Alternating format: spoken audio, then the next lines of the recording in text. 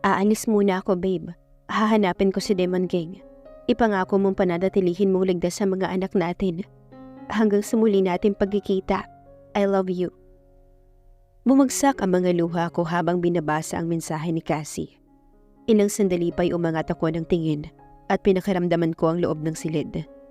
Nang mapagtunto kong walang tao, saka ako lumabas sa ilalim ng kama. Kailangan kong lumabas bilang Demon King. Galit na nagtipa ako sa aking cellphone. Sabihin mo kay Draco, makikipagkita ako sa kanya at sa boss niya. Matapos kong masende yon sa boss ng Rockets Underground Organization na si Troy, ay agad na akong pumasok sa kwarto at nagbihis. Babe, saan ka pa galing? Kanina pa kita hinahanap. Ngayon ka lang ba dumating?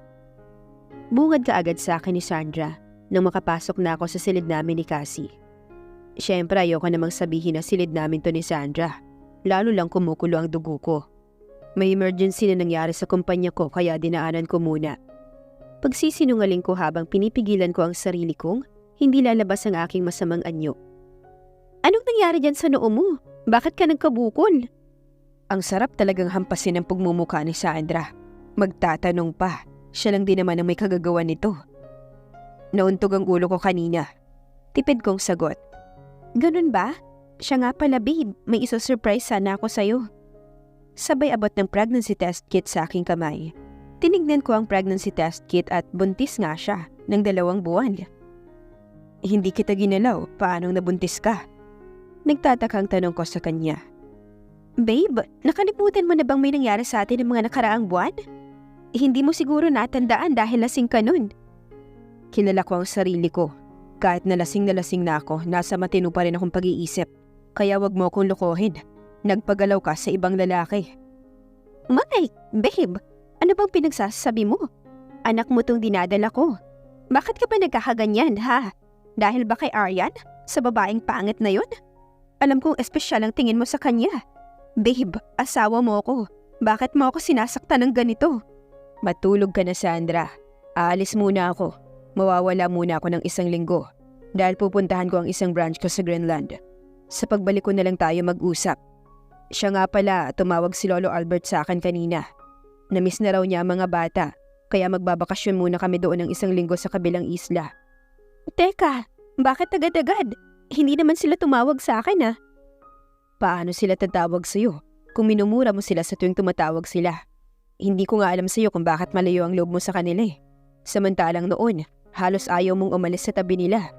Ilang buwan pa kitang pinilit para mapapayag ka lang na tumira tayo sa kabilang isla na to na binili ko.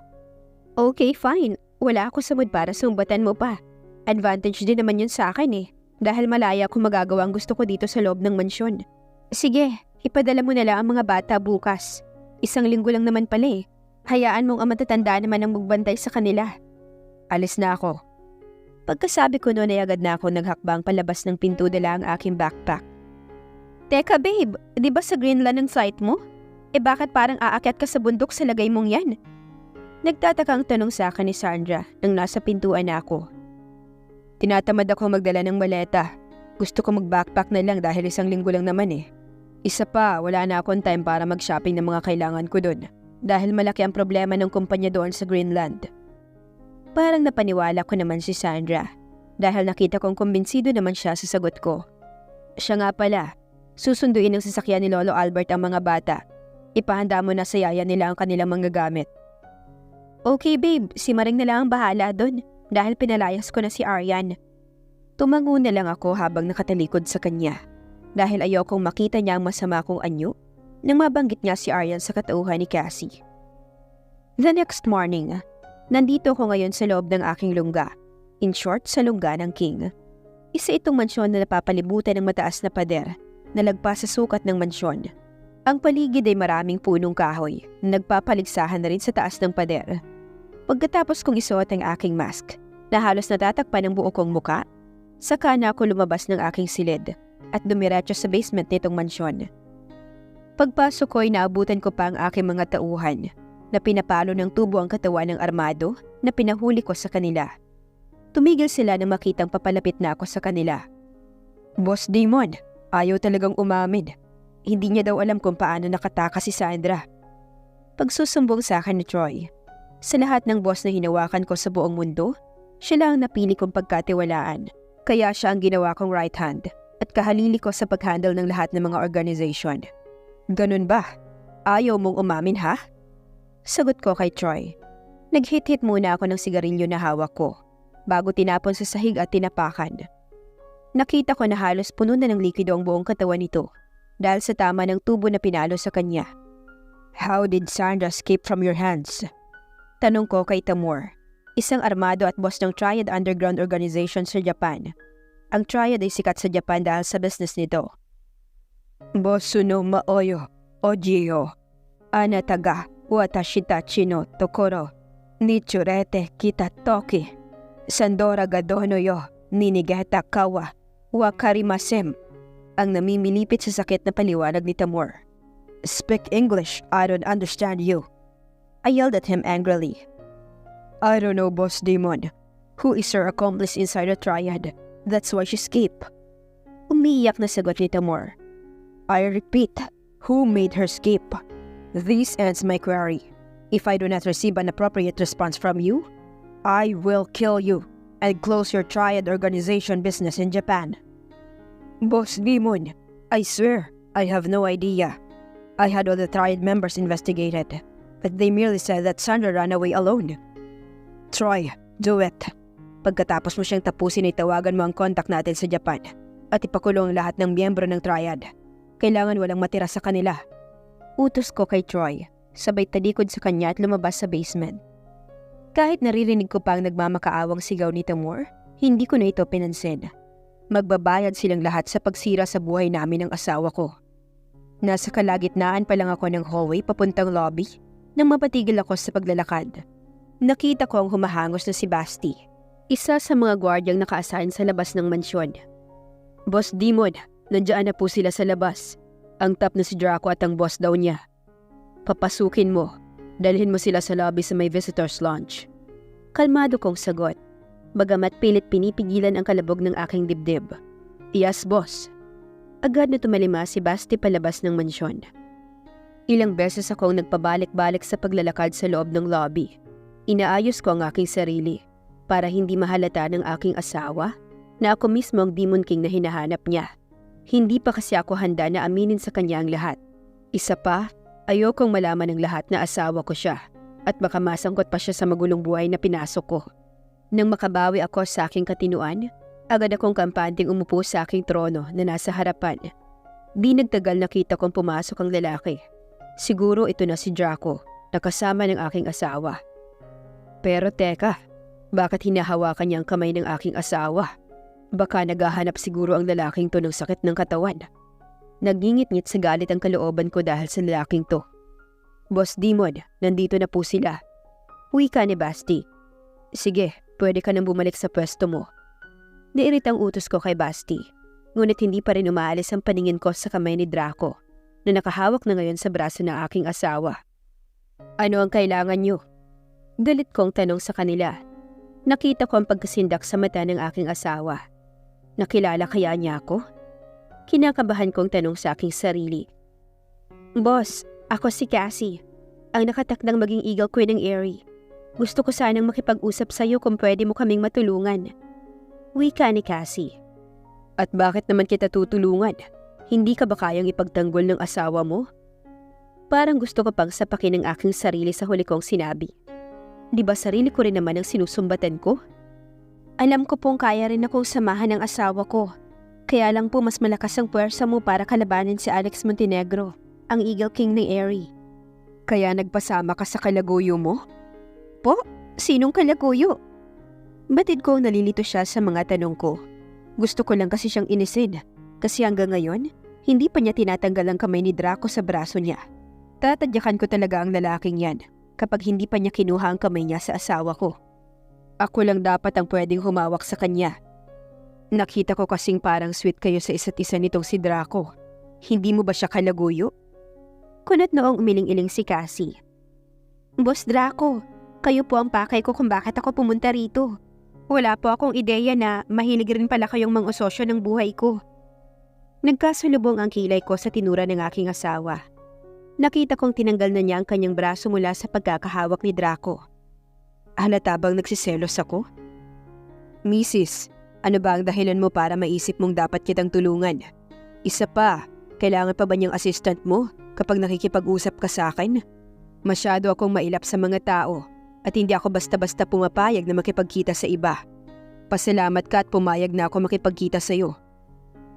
Pagkatapos marinig ang sinabi ko, nakita ko si Cassie na tinignan ng makahulugang tingin si Draco. Nakuha naman ni Draco ang gusto nitong sabihin.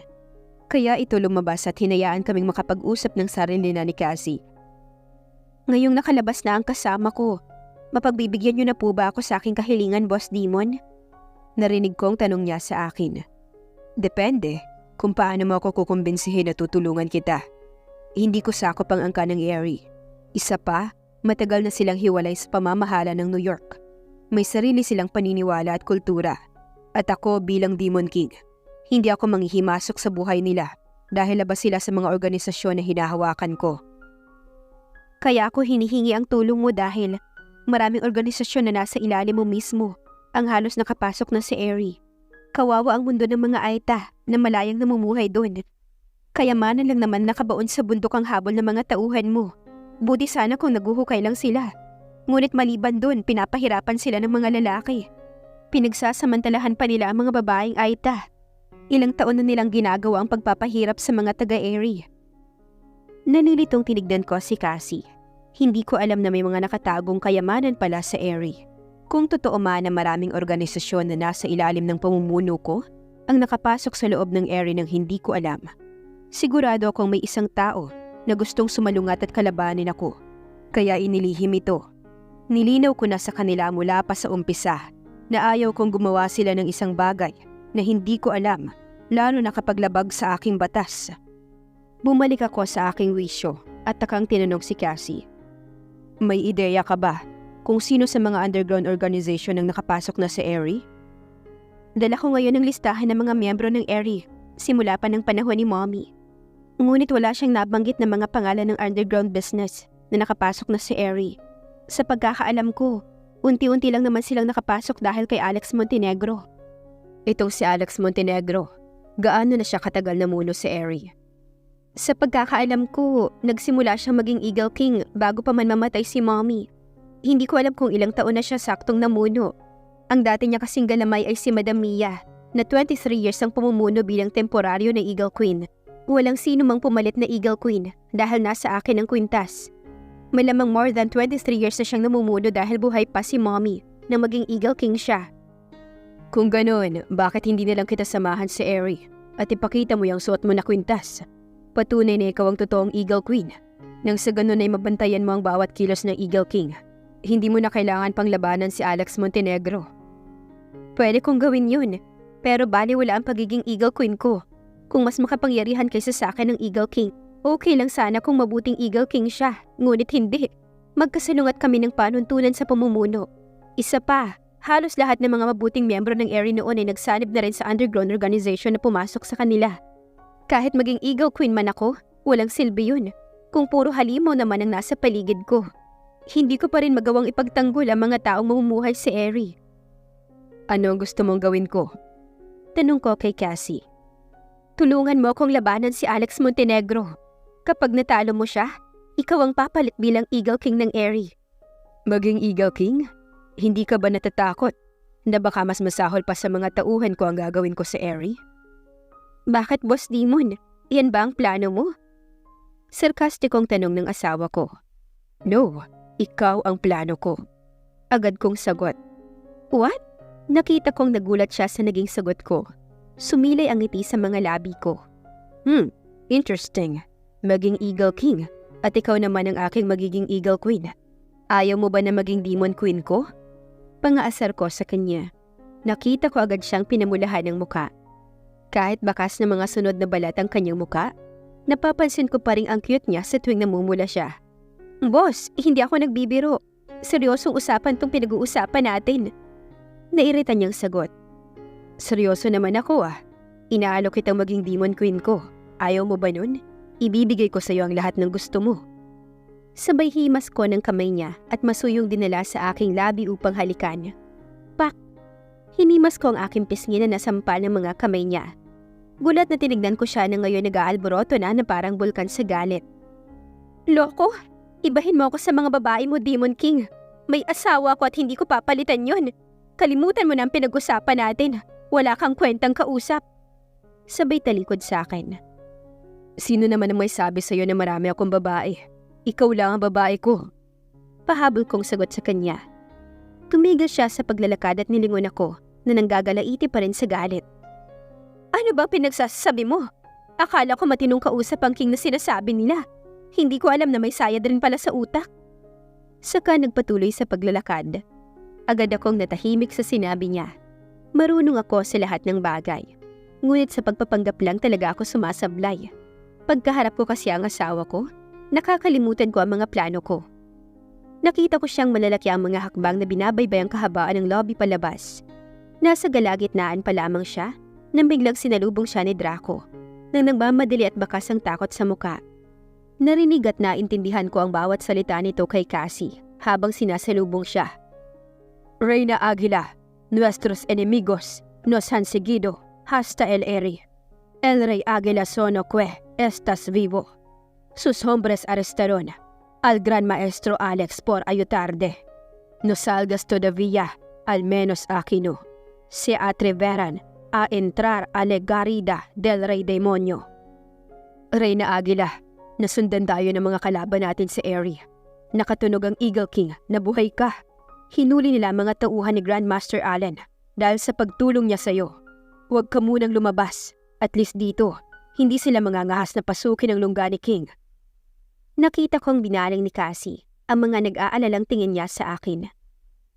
No, Draco, tengo que irme. Ahora que sabe que estoy viva. La vida de mis hijos es peligrosa. Necesito salir de aquí inmediatamente. Me estoy volviendo loco pensando en que podría hacia a mis hijos. Hindi, Draco. Kailangan kong umalis. Kung ngayon na alam na niyang buhay ako, delikado ang buhay ng mga anak ko.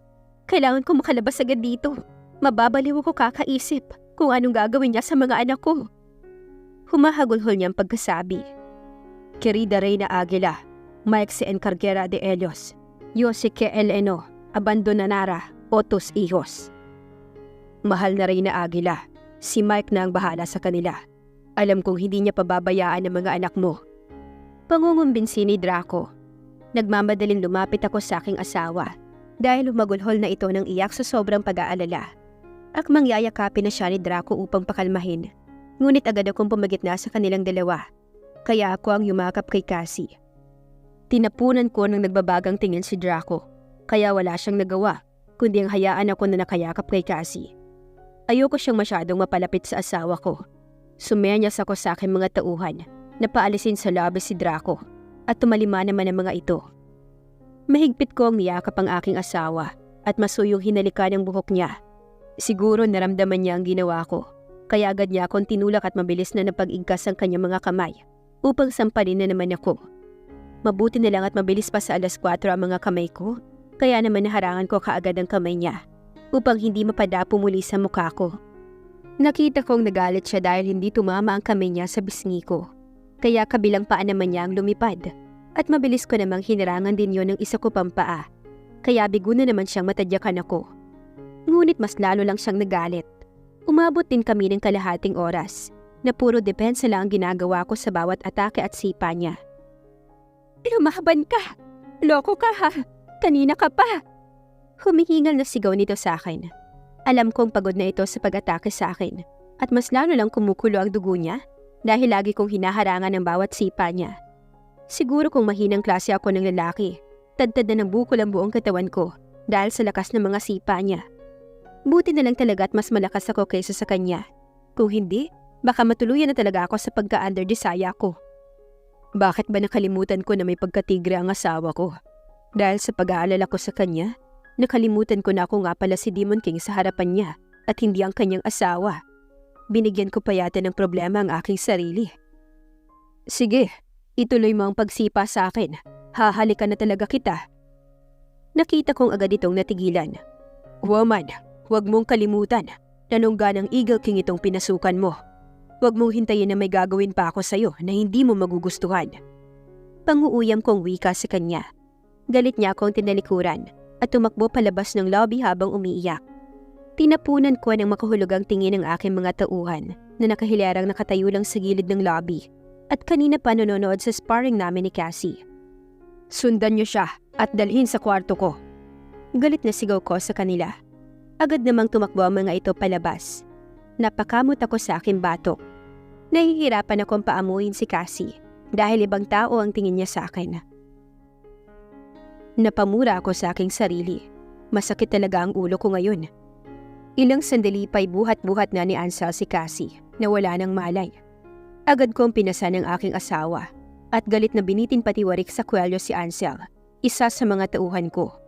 Hindi ko na naramdaman ang bigat ng katawan ni Ansel dahil sa sobrang galit ko. Anong ginawa mo sa kanya, ha? Sinabi ko bang pagbuhatan mo siya ng kamay? Nanlilisik ang mga mata ko habang nagtatanong kay Ansel. Boss, huminahon po kayo. Hindi ko po siya pinagbuhatan ng kamay. Nagpupumilit po siyang lumabas ng gate at pinagsisipa kami. Kaya wala na kaming nagawa kung hindi i-inject sa kanyang pampatulog. Yan po ang dahilan kaya nawalan siya kaagad ng malay. Sorry po, boss. Agad ko namang binitawan si Ansel nang marinig ko ang paliwanag niya. All of you, always remember this. My woman deserves to be treated like a queen. Even if she's in the king's den. Don't dare to touch her, even look at her, or you will regret. Malakas na sigaw ko sa kanila.